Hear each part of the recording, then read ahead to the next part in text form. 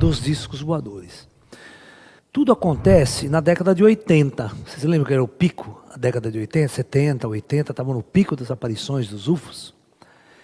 Mas o Brasil nunca teve um caso como esse.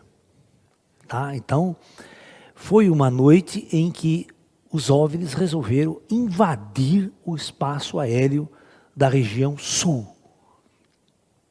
Inclusive, até caças do Uruguai perseguiram esses objetos também.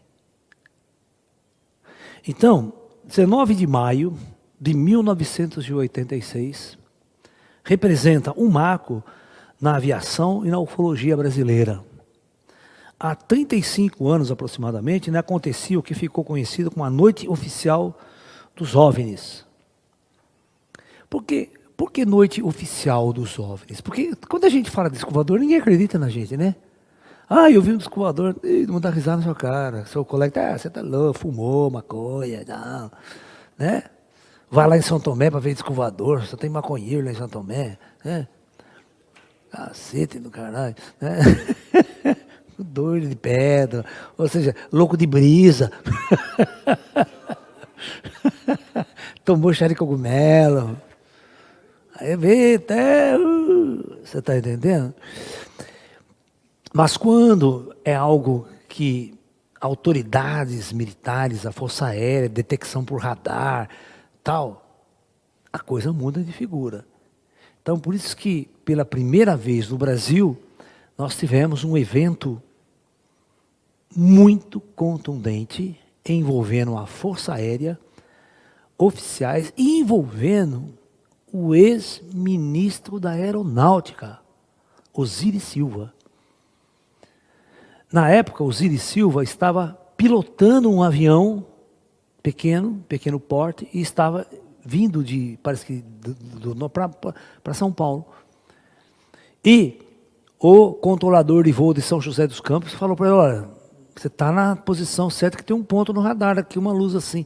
E Osiris Silva pegou o aviãozinho dele, mudou, foi em direção à luz, e depois ele deu a declaração que realmente os objetos eram reais, que ele viu o objeto, que ele perseguiu o objeto com o aviãozinho dele. Pô, para um ex-ministro da Aeronáutica falar isso é tudo oficial. E a ponto de... Então, a coisa aconteceu o seguinte, começou... Rio de Janeiro, envolveu Rio de Janeiro, São Paulo, Goiás e Paraná. Esses 4 estados. Uma esquadrilha de objetos luminosos começou a dar ponto no radar. Certo? E não era nenhum voo registrado. Porque, não sei se vocês sabem, o Sindacta, lá em Brasília, funciona assim. Vamos supor que você tem um avião particular até. Eu quero fazer amanhã eu quero pegar um voo, quero ir para Brasília, com o meu avião particular. Você está pensando que você chega lá no aeroporto, pega o seu avião e vai embora? Mas de jeito nenhum. Se você não tiver um plano de voo aprovado pela ANAC, você não sai do chão, você não levanta do chão. O controlador de voo fala, você não tem autorização para voar. Né? Entendeu? Então, todos os voos no espaço aéreo brasileiro têm um registro, a hora que você saiu do aeroporto, que é o aeroporto que deu autorização para você sair, a rota que foi programada para você, você não pode sair dela, porque existem estradas nos céus, para não haver choque, bater, você tem que obedecer aquela regra. Certo? E os aviões têm uma tecnologia moderna, hoje chamado transponder. Você sabe o que é um transponder? Transponder é um negócio assim, o equipamento ele fica emitindo um sinal de rádio, e na tela do radar lá, aparece todos os seus dados. O número do seu avião, o modelo do seu avião, a hora que você levantou o voo, a que ponto você está na trajetória. É uma comunicação entre o avião e o radar. Entendeu? Então, ele vai dando esses são os dados do transponder. Então, você sabe quem está pilotando, até quem está pilotando já está ali, todo registrado ali.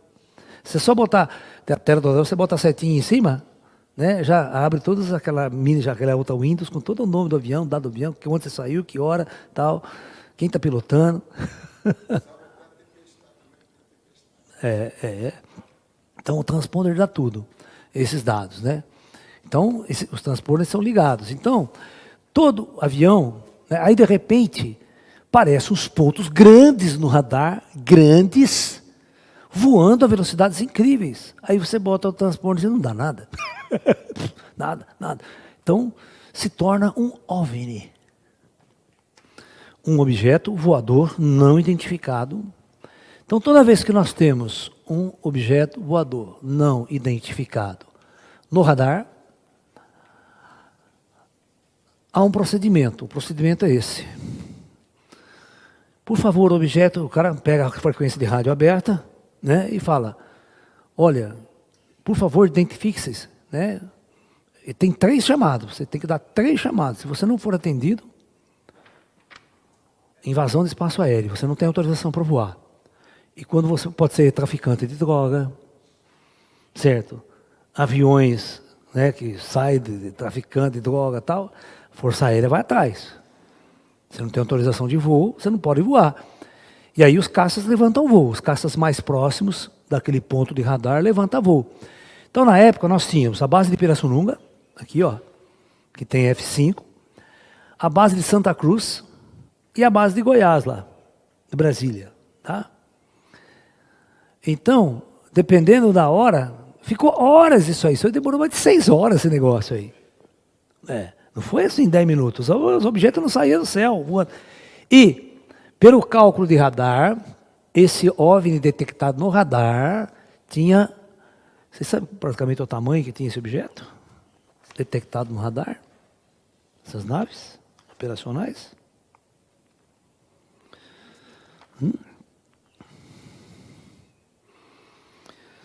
Ai, ai.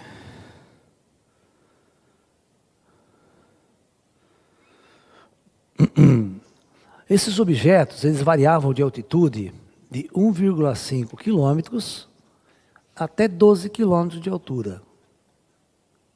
Em termos do solo, da altura do solo, tá?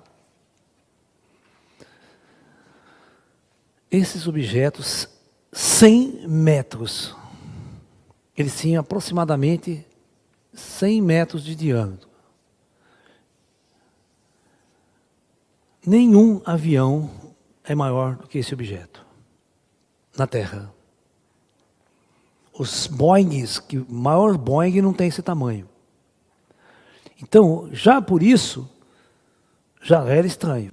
E tinha um detalhe muito engraçado.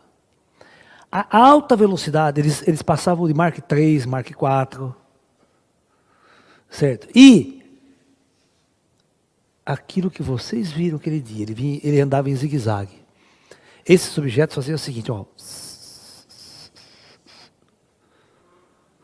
Cada zigue-zague desse, a Mark 4, nenhum ser humano suporta.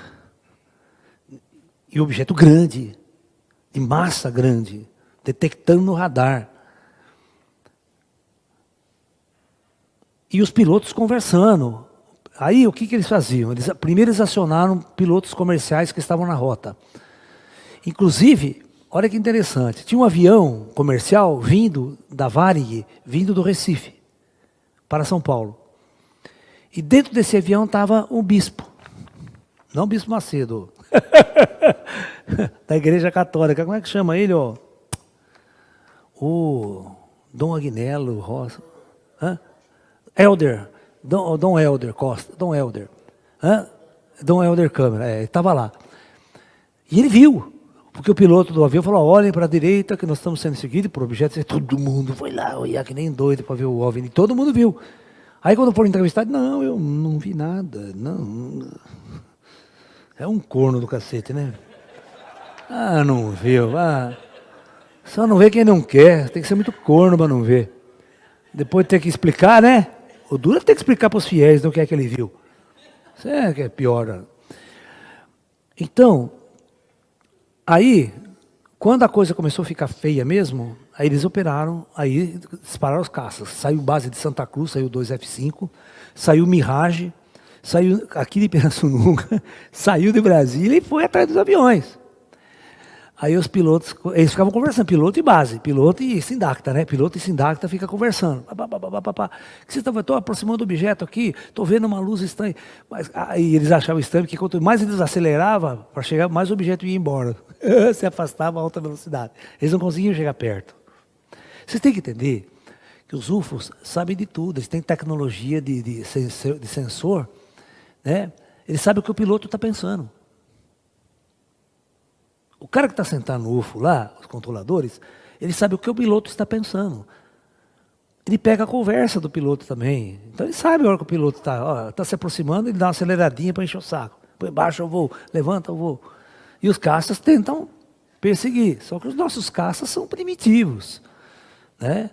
Os deles, velocidade Mach 3, Mach 4. Né? Eu quero que vocês entendam o que é. Quando você aumenta demais, você tem uma aceleração. Né? Você quer ver? O corpo humano não suporta mais que tanto G de aceleração. Eu vou explicar para vocês por quê. O astronauta, todo astronauta, quando o foguete vai ser lançado para o espaço, eles são lançados deitados. A cadeira dele é assim, ó. Por quê? Porque se ele ficar em pé, a aceleração é tão grande quando ele está subindo que o sangue desce da cabeça, desce para o pé e desmaia. É claro que desmaia rapidinho. Então, os caras têm que ficar numa posição certa por lançamento. E aí vai ser feita aquela aceleração. Aí nessa posição o sangue não sai da cabeça, ele não desmaia. Mas existe uma quantidade de G que ele suporta. E eles são treinados naqueles... Sabe aquela centrifugadora? Aquelas máquinas que ficam girando assim, o cara fica lá dentro... Ele vai aumentando a velocidade e aumenta o G para ver até quanto o organismo daquele astronauta aguenta. Se for um cara que não aguenta muito G, já sai do programa espacial. Não pode ser piloto. 9G, né? É, tempo curto. Porque o avião, mesmo esses caças, quando eles dão um mergulho, eles vão sair do mergulho, nessa parte de baixo do mergulho o G é muito grande. Chega a G máximo. E às vezes chega a 3G, 4G... E o piloto pode perder a consciência. Pode desmaiar. Aí dá uma merda, né? Como que ele vai controlar o avião desmaiado? Não sabe quanto tempo depois ele vai demorar para voltar. Pode meter o avião lá embaixo. Então, por isso que os pilotos têm que ser treinados, tem que ter bastante educação física. Esses pilotos de caça, as manobras são muito bruscas. Né? Eles sofrem oscilações da massa corpórea muito grande. Aí, quando o UFO faz zigue-zague, aí os caras falam, ó, não pode ser nada que a gente conhece. Nenhum ser humano suportaria essa manobra, porque o G ali seria intenso. E, como esse fenômeno, aí depois, no dia seguinte, todos os pilotos de caça, dos Mirage e dos F-5, deram uma entrevista coletiva à imprensa. Tem essa coletiva, tem gravado, filmado, está na internet, vocês podem assistir. Toda a entrevista dos pilotos. Olha, realmente, perseguimos um ponto, patati patatá. Por quê? Porque foi oficial. Né? A primeira vez que a Força Aérea Brasileira relata publicamente que perseguiu OVNIs. Você está me entendendo? Então isso foi histórico para o pessoal da ufologia casuística, sabe? Então, para eles foi, nossa senhora, nunca uma autoridade tinha falado que tem OVNI, que eles perseguiram OVNIs e que esses objetos são reais. Eles não são coisa de fantasia, de história da carochinha. Aí a Bíblia tem que explicar, né? Quem são esses caras? De onde eles vieram? Estão fazendo o que aqui? Eles conhecem Jesus? Tem Deus no coração? Todas as perguntas, né, que você vai fazer. Porque... Ai. Uma vez, foi muito engraçado essa, né? Estava num bate-papo, numa mesa redonda, e tinha um pastor, né? Pastor, eu não acredito em nada disso que você está falando. Onde se viu? Né? Se esse ET que você está falando existe mesmo, pede para ele materializar aqui na frente agora, minha. Por que ele não materializa aqui na minha frente agora? Eu falei, pelo mesmo motivo que o seu Jesus também não materializa aqui agora na nossa frente. E o senhor acredita tanto nele, né? Pede para ele materializar agora aqui para mim, então. Então, pelo mesmo motivo que o seu Jesus não materializa, o meu ET também não vai materializar. Eu digo Jesus materializar, o meu ET também vem junto. Na mesma nave. O pastor ficou meio sem saída, né? Falou, eu digo se o Jesus materializar e provar que o seu Jesus existe, o meu ET também vem atrás. Cara, o seu ET não, o seu Jesus não materializa nunca, cara. Ninguém sabe que ele existe. Nem a cara deles nem reconhece. Nem o rosto de Jesus, nem pintaram até hoje. Você pode pintar o Jesus do jeito que você quiser. Né? O cara pinta Jesus loiro de olho azul. Você viu um judeu loiro de olhos azul há 2000 anos atrás?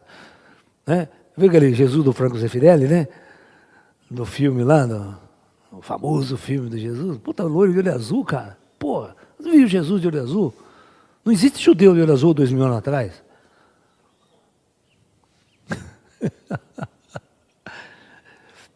Você vê que os cientistas fizeram uma projeção, né? Como seria a face de um judeu típico há 2000 anos atrás, né? Não podia ter cabelo comprido. Você sabia? Jesus não tinha cabelo comprido, Jesus tinha cabelo curtinho. Agora vou entrar em Jesus cabeludo, né? Parece rockstar. Não tinha, porque naquela época existia na Galileia uma crise, mas uma crise de infestação de piolho. A maior parte das pessoas tinha quase com a cabeça raspada. Por causa da crise de infestação de piolho. Olha que merda. Não podia ser cabeludo naquela época. Então, da mesma forma que hoje, né, a Força Aérea Americana está divulgando vídeos de UFOs que estão perseguindo UFOs já faz bastante tempo, tal. Aí, quando eles entrevistaram o piloto lá da Marinha Americana, né, a televisão, a Fox, escuta aqui, repórter, mas faz tempo que vocês têm esse tipo de contato? Ele falou, sim, já faz vários anos que nós temos. E com que frequência vocês têm esse contato?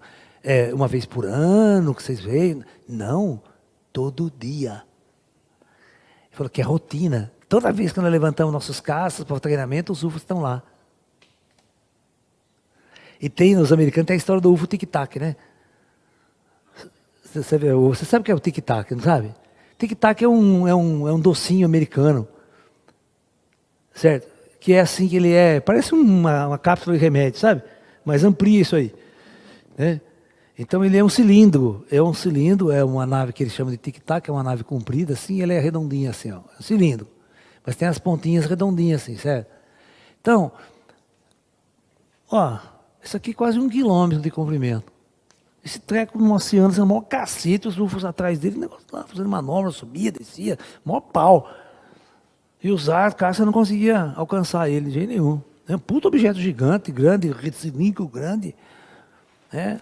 Essa nave charuto não é Grey. Essa nave charuto, ela é dos meus amiguinhos lá de 2,5 metros de altura. Os anãozinhos do espaço. Eu já conheci criaturas desde 1 palmo de altura até 4 metros de altura. Buona gente. Tutte buona gente.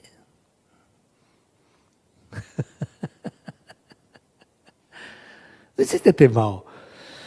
Sabe? O mal só existe dentro do cara, do ser humano aí. Todo ser avançado, evoluído, isso aí não existe. As pessoas morrem de medo de ET, você tem que morrer de medo de gente. Porque ET não vai fazer nada para você, a não ser te evoluir, te acordar, promover o seu crescimento, o seu despertar, para uma nova realidade, para uma nova consciência.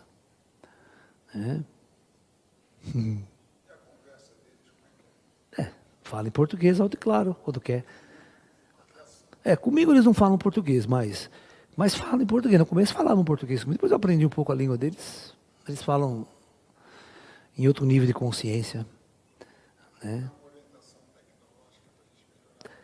Não, eles não querem transferir tecnologia. O momento não é momento de tecnologia. O momento é despertar o ser humano. Despertar para a sua natureza espiritual, para a sua natureza estelar, cósmica. Nós não precisamos de tecnologia. Nós ficamos 10 mil anos sem tecnologia. Né? A tecnologia é coisa de 100 anos. Tá? Entendeu? Então, qual que é a verdadeira necessidade para mudar o planeta? uma mudança planetária só viria com uma mudança de consciência. Os ETs estão preparando essa mudança de consciência para a humanidade. Né? Né? Está em partes, mas não é planetário, não é uma coisa assim. Os ETs eles são tão avançados, mas tão avançados, que eles não vão fazer uma coisa, por exemplo, eles não descem aqui para confrontar com você. Porque se ele descer aqui, você vai fazer 1 milhão de perguntas. Quem é Deus para você? Ah, eu não acredito no você. Você está querendo me enganar. Você está mentindo. O pastor crente não vai acreditar nem no ET quando descer na frente dele. Certo? Vai achar que é Satanás, figura do demônio. Você conhece a história do Hermínio e Bianca? Então, mas o Hermínio e Bianca era um casal de testemunho de Jeová. Ele era pastor. Você não tem noção do trabalho que ele dentro da nave. Ele ficou o tempo inteiro com o livro na cara do ET, com a Bíblia na cara do ET. Porque ele foi abduzido com um carro e tudo. Como ele foi abduzido com o carro e tudo, ele estava com a Bíblia dele na mão. Então ele desceu do carro com a Bíblia na mão. Enfiando na cara do ET assim, Satanás, sai de mim, você não existe. Pô, deu o maior trabalho dentro da nave lá. Mas como é que o ET vai conversar com esse cara? Vai tentar evoluir ele. A mulher dele ainda foi mais tranquila, conversou, trocou ideia, né? Ficou tempo conversando. Mas o marido, em total, vamos assim dizer, choque. Choque total.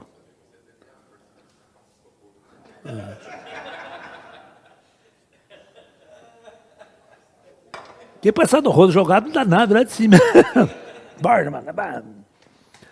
Né? Mas o engraçado, sabe o que é o interessante do Hermínio? Que o Hermínio, depois de um tempo, por exemplo, eu dou aula em São Paulo, lá quem conhece São Paulo, um espaço chamado Consciência Cósmica. Né? Ele dava curso lá também de projeção astral. Olha a transformação, né? De um pastor crente que enfiava a Bíblia na cara do ET, depois dando curso de projeção astral. Incrível, né? Ele já faleceu, agora faleceu, a Bianca também faleceu esse ano aqui. Foi uns 2 meses atrás, 2 ou 3 meses que a Bianca morreu. Os 2 contatados com o Docarran partiram. Hã? Quem? Ah, não sei, é difícil saber, eu não fui atrás desses caras. Né? Eu pergunto, pô, quando eu preciso, porque os mesmos seres que me contatam aqui, foram os caras que contataram a Bianca também. Né? Mas não é esses caras grandes, né? Os meus amigão grandão, eles não contatam muito, que choca, para contato físico dentro de uma nave, eles escolhem humanos mais bonitos, na altura, sabe? Os Gracinhos, por exemplo, nunca dialogaram com as pessoas, sempre abduzia, fazia exame e largava o cara de volta, não tinha muito papo. Né? Agora, os que conversavam, dialogavam, já eram humanos bonitos, igual a gente, avançados, louros, tá? Esses eram mais para conversar, para dialogar com o ser humano, tocar umas ideias. Os Grayzinhos, raramente alguém teve contato com o Gray e conversou, dialogou, bateu papo com os Grays. A pessoa ficava muito assustada, muito traumatizada. Porque eles abduziam qualquer um. Sabe, pegar o baianinho, estava lá na rede, leva esse filho da puta para cima. E dava um puta trabalho dentro da nave. Porque quem está preparado? Não tem ninguém preparado para contar TT na Terra. Então ele pegava o primeiro que via na frente. Mas só que tem o seguinte, eles não podiam, por ordem superior, abduzir pessoas importantes em nossa sociedade. Não podia abduzir cientista, não podia abduzir um religioso, um não político, nada disso. Eles só podiam abduzir pessoas, como a gente fala, invisíveis. Sabe o que é o invisível na sociedade, né? Aquele que ninguém sabe nem quem é, se não vai fazer farta para ninguém, sabe? Se sumir, desaparecer, ninguém liga. Você está entendendo o que eu estou falando, né? Fica a semana lá, ninguém nem está nem aí.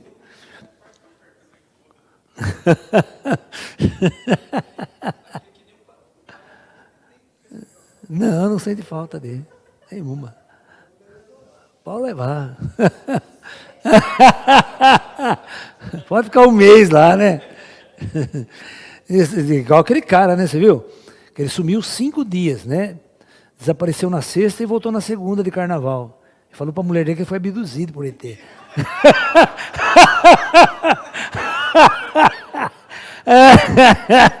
Essa foi boa. O duro que é verdade isso.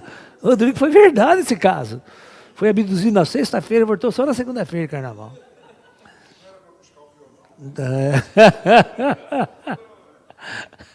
É bem conveniente, né? Ai, ai. Tem pergunta, Ju? Mas que louco, hein? Esse povo é fogo, hein? Então, Osiris Silva, então, naquela noite oficial dos OVNIs, no dia seguinte teve a coletiva de imprensa com os pilotos e os oficiais da Força Aérea. Então, essa coletiva está filmada, vocês podem entrar na internet e assistir, até hoje. E todos os documentos oficiais, né, desse dia está aberto também ao público. Tá? Então, se você entrar na internet, você vai ver todos os dados, vai ter informação, você vai ter documento oficial. A única conclusão que eles chegaram, eles não vão falar que é extraterrestre. É igual os americanos, vão falar que é OVNI. Mas é real, aconteceu e está nos anais da Força Aérea Brasileira. Né? A Força Aérea Brasileira, segundo nossos amigos que a gente conhece, né, aquele coronel da Força Aérea que esteve aqui, não vou citar o nome em público, eu brinquei com ele, eu falei, coronel, o senhor sabe muita coisa, né? Eu falei, sei, mas não posso falar. O cara era o comandante do Sindacta. Nós temos um amigo nosso que está sempre aqui, ele já é aposentado, né?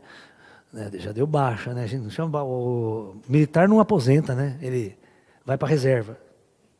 Né? Você sabe o que é reserva? Você pode ser chamado a qualquer momento. Em caso de guerra, em caso de conflito, os reservistas são chamados. Não importa a idade que você tem, você vai lá trabalhar em... Você tem experiência, você vai trabalhar em setor... Às vezes não vai para a guerra, mas você fica lá no setor de operações, burocrático, mas você é chamado. Então,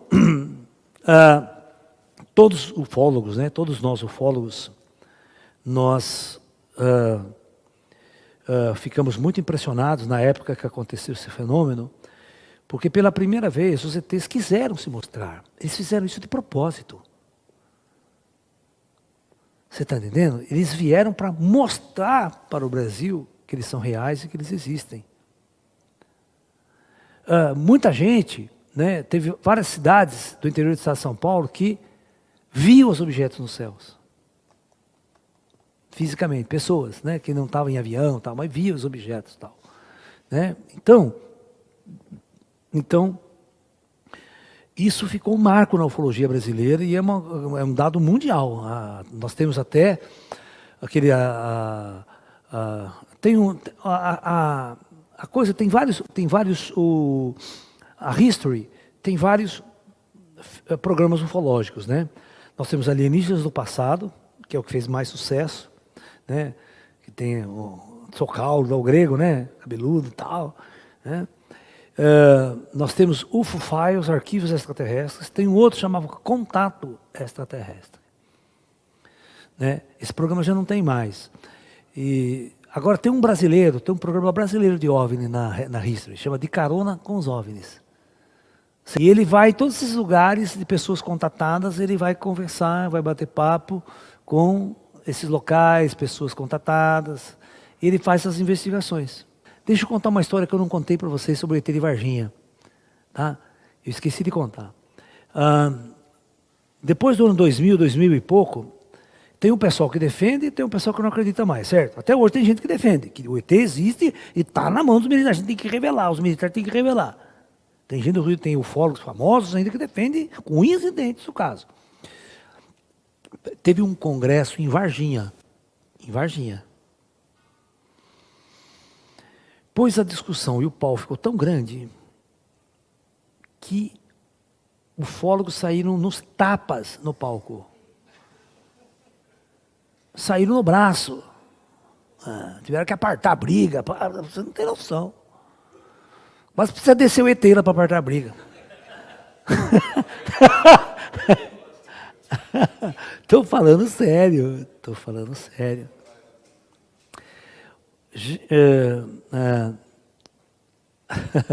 Então, isso eu considero uma grande presente que os extraterrestres deram para o Brasil de uma forma oficial e material para que todos pudessem acreditar, porque veio Fantástico, veio televisão, todo mundo divulgou isso de uma maneira, os jornais brasileiros estamparam na primeira página, certo? Ou seja, só não acredita quem não quer.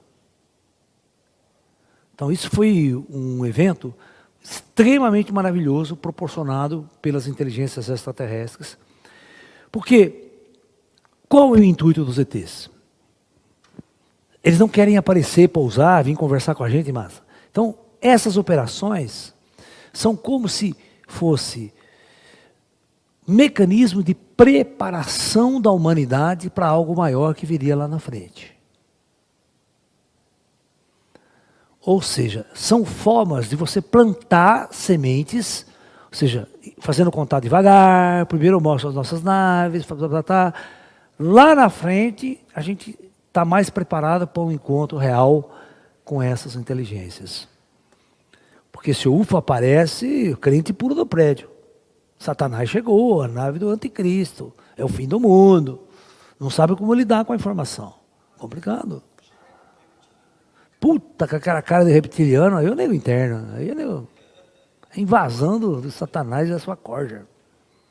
É complicado, porque as pessoas estão presas a arquétipos, né, do passado. Eu sempre falei para as pessoas na ufologia o seguinte, para nós ufólogos muda muita coisa, mas para a massa, que legal, dia seguinte está todo mundo no shopping andando. Não é uma coisa assim que ela fez, tá, mas quem só está interessado, quem vai buscar, se impressiona, pô, que legal, vamos continuar estudando, vamos buscar. Mas a maioria do ser humano não está nem aí com essa merda. Aparecer, legal, não, joia, tá, vou voltar para a festa do peão, vou trabalhar no dia seguinte, tá nem aí. Certo? Mas o dia que os ETs aprontar o que eles estão preparando para aprontar, vai parar o planeta. Igual o dia que a Terra parou, vai parar esse mundo aqui. Eles estão preparando uma boa para a Terra, pode ter certeza. Vai lá, Jujuca. Professor, essas naves ficam aonde depois que somem? Vamos para o UFOporto. UFOporto. Tem aeroporto, eles vão para o UFOporto. Né? É óbvio que na Terra, né, esses UFOs, nós temos duas origens ufológicas de naves sofisticadas. Uma, base intraterrena. As bases intraterrenas, os UFOs são materiais, são físicos, tal. Agora, a maior parte dos ETs, quando eles são extraterrestres, eles são naves de origem extrafísica. Então, deixa eu explicar para vocês. Está o ser humano aqui na superfície da Terra. Então, nós temos várias dimensões astrais, várias superfícies da Terra, com dimensões de matéria diferentes. Isso tudo está no meu livro Física Quântica e Espiritualidade. Para vocês entenderem que eu explico a natureza espiritual dos planos astrais, após a morte, tudo com matemática, com física, mostrando que isso aqui é uma superfície material da Terra. Essa primeira superfície aqui, feita de uma matéria um pouco mais sutil, ela está a 500 km de altura. Essa aqui, essa matéria que compõe esse, é a famosa matéria escura do universo. Eu vou fazer uma palestra, estou montando uma palestra gratuita para a internet, onde eu vou discutir matéria escura e espiritualidade. Os físicos não sabem onde está essa matéria escura. Né? Um dia eles vão aprender onde está essa matéria escura. Ela é matéria do plano astral, matéria que faz os espíritos, a cidade astral, que faz tudo que eles não viram até hoje, porque não interage. Não interage com essa matéria diretamente. Não tem tecnologia para isso. Nós agora não temos. Mas não, porque ninguém está procurando também, né? O dia que estiver procurando, vão achar. Né? Entendeu? Então a gente cria matematicamente a teoria dessas e faz uma astrofísica nova para os planetas. Então, isso aqui é uma superfície para os espíritos numa boa. Né? Então, você tem um disco voador aqui. A hora que a nave dos ETs, ela costuma fazer isso. Ela simplesmente apaga, some da tela do radar, ninguém sabe para onde vai. Não é que ela vai embora, sabe? Você vai acompanhando com o radar. Não, ela apaga no radar. E outros pilotos também vê isso. Está perseguindo o UFO, desaparece. E de repente aparece atrás dele. Atrás do avião, instantaneamente aparece atrás. Mas como que esse cara fez uma manobra? Sumiu o que apareceu atrás no rabo do meu avião. É salto quântico. Então essas naves, elas são saltadoras também. Então, quando ele cumpriu a missão, acabou a missão aqui na Terra, ele simplesmente faz isso aqui, ó. Vem para cá. As bases deles estão aqui, ó. As bases deles estão nessa outra dimensão. Tá?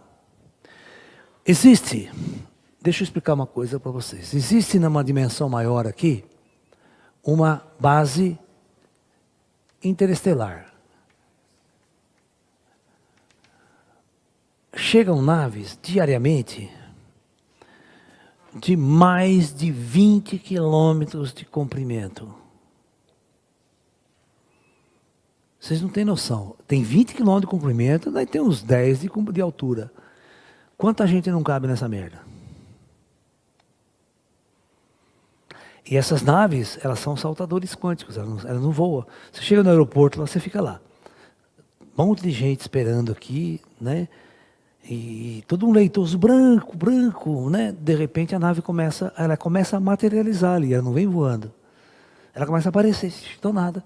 A hora que ela adensa, é legal, aí você olha assim, tem uma plataforma que tem quilômetros de altura, tipo um prédio com quilômetros de altura, com milhares de portas abrindo, né? E nesse dia eu estava no chão de baixo, na parte mais baixa. Eu olho para cima, tudo abre todas as portas, todo mundo começa a entrar dentro da nave, em todos os andares que a nave tem. Ela não tinha porta nenhuma quando ela densou, depois começou a abrir do nada um monte de porta. E aqui também, na base abre porta. E aí entra gente com equipamento, sai gente, entra gente, sai gente. É uma loucura. Raça de tudo quanto é tipo. É pequeno, grande, corintiano, parmeirense, tudo lá. Uma desgraça total. As naves ETs dessas bases tem uma centena de raças diferentes, tudo operando junto. Tudo junto. Até Jesus pega umas caronas com esses caras. Estou falando sério.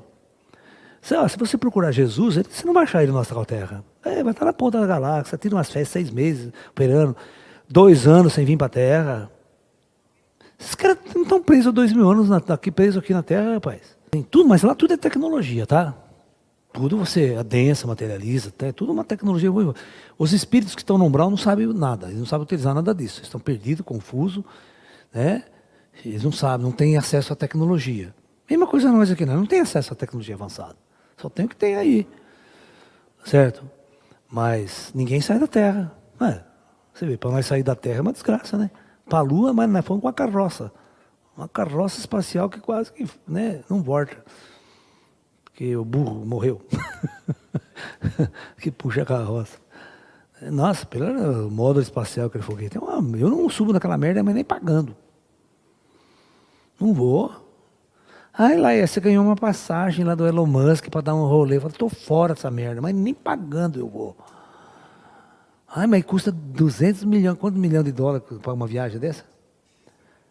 É uma grana do cacete. Falando, não, dá esse dinheiro, né, para mim que eu faço outra coisa boa com ele. Mas dá um rolê, mas nem pagando. Eu vou na nave do meu amiguinho, lá eu dou um rolê, vou e volto, e vou até na puta, que vocês nunca foram. E já estou aprendendo, já estou fazendo curso de pilotagem. A hora que eles derem na minha mão, você vê o rasante que eu vou dar aqui.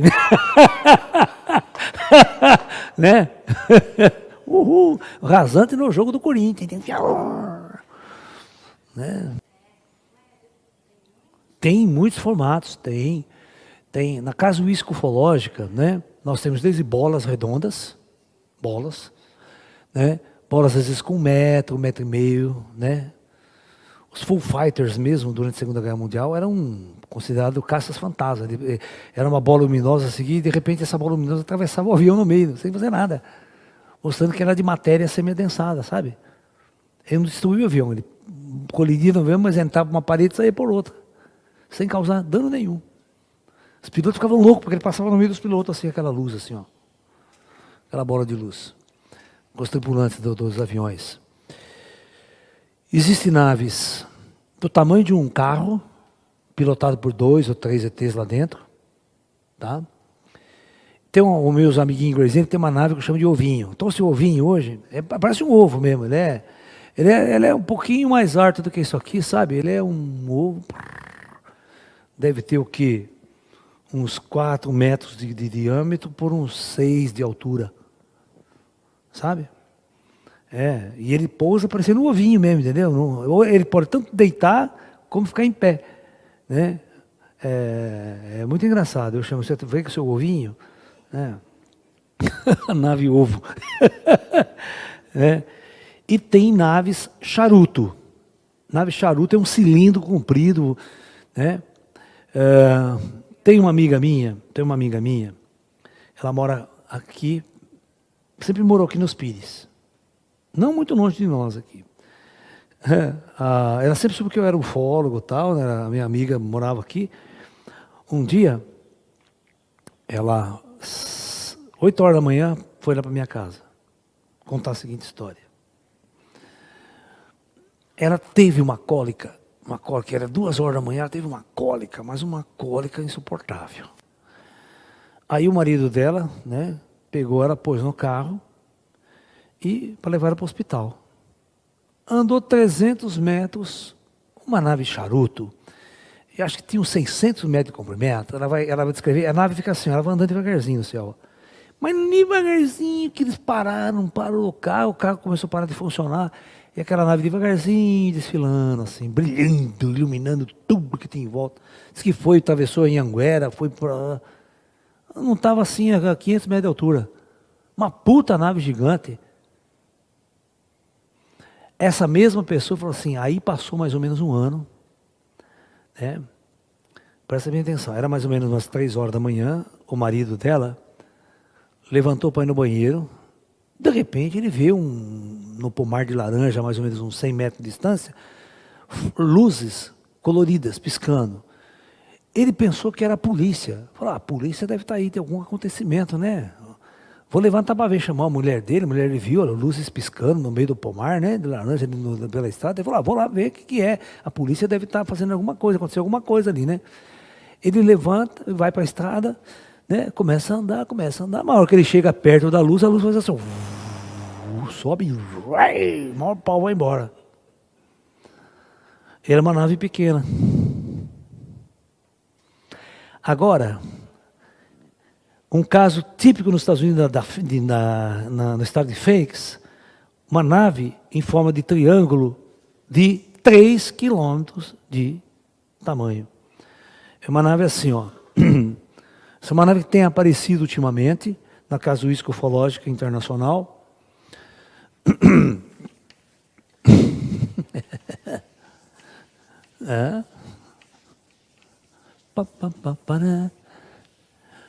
Ela é assim, ó. Ela tem esse formato aqui triangular, ó. Ela é uma delta. E em todas as pontas ela tem uma luz muito forte. Que brilha. Ela anda devagarzinho também, diâmetro, tamanho, aresta de 3 quilômetros. E também, no estado de Feio, fotografada e filmada. No estado de Feio, ela devagarzinho no céu, assim. Aí vem os teorias de conspiração, falar que é nave americana, engenharia extraterrestre, capturada em engenharia reversa. Mas nem fudendo consegue uma nave dessa sustentar no céu. Não tem tecnologia para isso. E outra, se caísse uma nave extraterrestre, na década de 50, você ia demorar 1000 anos para desmontar ela. Pra você ver como é que ela funciona. Você imagine eu pegar um celular agora e botar na máquina do tempo, lá na época de Jesus, e dar na mão dos caras lá. Não, pode. O cara vê, olha que bonito, imagem colorida, né? Até 4K no celular já. Manda o cara desmontar e fazer um igual. O cara só tem ferramenta de pedreiro lá, né? Qualquer vai entender o que é um chip, uma cristal líquida, né? Mas é 1 milhão de anos para os caras fazerem aquilo funcionar. É a mesma coisa, não. Você pega uma nave aí que é 1 milhão de anos na nossa frente, cara. Agora você vai fazer uma igual. Pode largar na mão do cientista lá, que não vai fazer nada com isso. Não vai saber nem abrir a porta da nave. Não sabe nem abrir a fechadura. Não entra. Estou falando para isso aqui, não entra. Se os cientistas, por brincadeira, largar uma nave aí para os cientistas, eles não conseguem nem entrar dentro da nave. Vai demorar 1000 anos e não vão entrar. E que vão tentar furar a nave, né? Maçarico, tal, nada corta. Só material comum. Ux. Agora tem o seguinte, filha, presta atenção. Isso aí é a TV chilena, a TV do Chile. Eles detectaram essa Força Aérea Chilena, isso aí foi notícia na TV do Chile e tudo. Eu posso até passar essa coisa para vocês aqui. Eu tenho gravado aí no coisa à noite. Então vamos fazer umas exibições dos filminhos para vocês, tá? Não é erótico, não, é filme ufológico. Para usar um filminho, então já pensa diferente, né? É porno UFO. E nós vamos passar uns videozinhos. Vai ter uma notícia, sim. Força Aérea Chilena detecta sobre o Brasil uma nave. Lembra de quantos quilômetros? Hã? Não. Hã? Não, também não vou exagerar. Vocês vão ver o tamanho da nave que eles detectaram via radar sobre o Brasil. Coisa absurda. Coisa de gigante, um negócio assim absurdo. É, a nave-mãe, é. Sai um monte de navezinha lá de dentro. Nave base. Da frota. Mora tudo lá dentro, fica lá. Mora lá, é uma nave tão grande que o cara já pensa que está na cidade. É, uma cidade ambulante. É. Aí que tá, né? De onde vem? Vem? Será que vem? Vocês já estão mortos? Que planeta que vem gente morta? Eu quero que vocês me respondam. Use a sua inteligência, porque eu forço vocês a raciocinar, vocês estão vendo? Eu faço perguntas que deixam vocês com a pulga atrás da orelha. De que planeta que pode vir gente morta? Quem é que decide a hora que você vai encarnar aqui na Terra? Então, precisa. Vocês perdem no espaço. Sai voando aí, você vê onde você não chega lugar nenhum. A velocidade do espírito é muito baixa. Você precisa que você sai voando aí, você pode ficar 10 anos voando, você não chega a lugar nenhum. Pode viajar. A velocidade de volatilização do espírito é baixíssima. Chega nem na velocidade da luz, é uma coisa baixa. Esses são os erros que vocês cometem. Vocês não entendem que a vida não vem de baixo para cima. Tudo acontece de cima para baixo. A Terra tem um comando interestelar que comanda a vida no plano físico, que projetou esse corpo. Entendeu? O legal, a vida acontece lá em cima. Aqui são experiências rápidas. Não vai existir isso que você falou. O cara constrói uma puta tecnologia e vai fazer viagem. Não vai, o comando não deixa. Aqui, na superfície da Terra, só chega conhecimento que o comando permite. O plano espiritual não permite que o conhecimento científico chegue antes de você ter o famoso conhecimento espiritual. Por isso que nós ficamos 10 anos andando em cima de cavalo. Porque o projeto era kármico. Nós só tivemos um pouco de tecnologia nesses últimos 100 anos, permitido pelo astral. Os caras lá encarnam pessoas para fazer revolução científica, mas é tudo planejado. Tudo planejado. Então, uma revolução científica só acontece porque o plano espiritual permitiu. E planejou isso. Por isso que isso aqui chama Projeto Terra. Não é? As coisas não acontecem por acaso. Ninguém descobriu a bomba atômica por acaso. Isso foi um projeto do alto.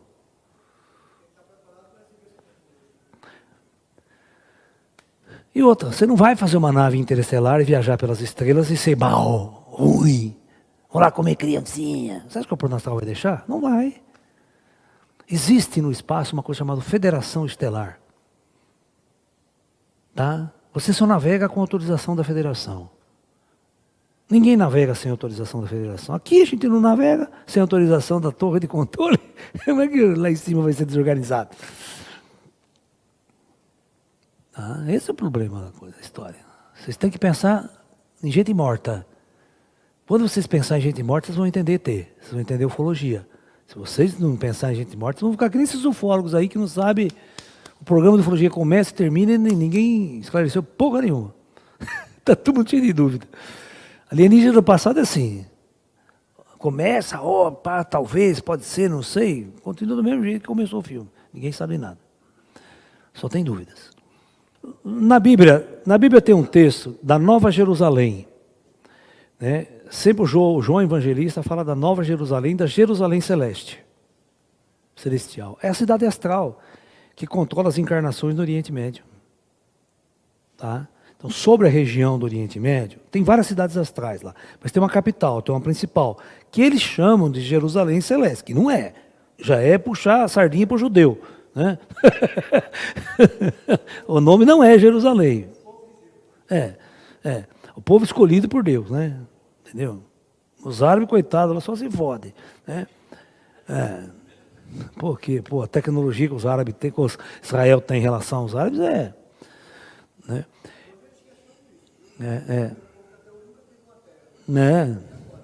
Deram agora de presente para ele. Então, o que acontece é o seguinte, né? Então, tudo que Jesus falava de uma cidade astral, de um mundo espiritual, de um mundo celestial. O mundo celestial é as dimensões astrais, que até hoje a ciência não detectou, até hoje a ciência nem sabe que existe. Só existe na Bíblia, nas religiões. Mas a nossa ciência pega telescópio lá na puta que pariu, mas não enxerga a cidade astral que está aqui do lado, ó, 500 km de altura. Então, nós temos que evoluir para o despertar, para ver espírito, falar com o espírito. Esse é o canal evolutivo. Não tem outra saída. Portanto, dê graças a Deus, se você começar a ver espírito, começa a aprender a falar com os espíritos. Que é aí que é a fonte de sabedoria. Não vai ter medo não, né? Manda os crentes a merda. No sentido, é demônio de Satanás, que legal, né? Estou fazendo um curso com Satanás. Pronto, acabou. Não tem medo não, as pessoas botam medo, por isso que o crente não evolui. Você fica com medo o tempo todo, né? A sua vida começa no dia em que seu medo termina. Antes você não vive, antes você é escravo. Nunca se esqueça disso. O medo foi a maior ferramenta de dominação ao longo da história, de toda a humanidade. É a ferramenta de escravidão, é aquela que coloca a ferro na ferida. Impede você e controla você.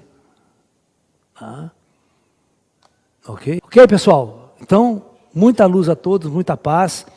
Se você quiser mais informações, entra na internet, você vai ter essas informações específicas. Mas foi a noite onde o Brasil, pela primeira vez, teve uma informação oficial sobre a presença extraterrestre entre nós. Isso foi um marco mesmo na ufologia brasileira. Por isso que a gente escolheu ele para falar hoje com vocês aqui, por causa da importância que esse caso teve na ufologia brasileira. Tá? Porque não teve dúvidas. Ninguém ficou com dúvida de que os UFOs estavam ali. Tá? Então, namastê, pessoal. Muita paz a todos, muita luz.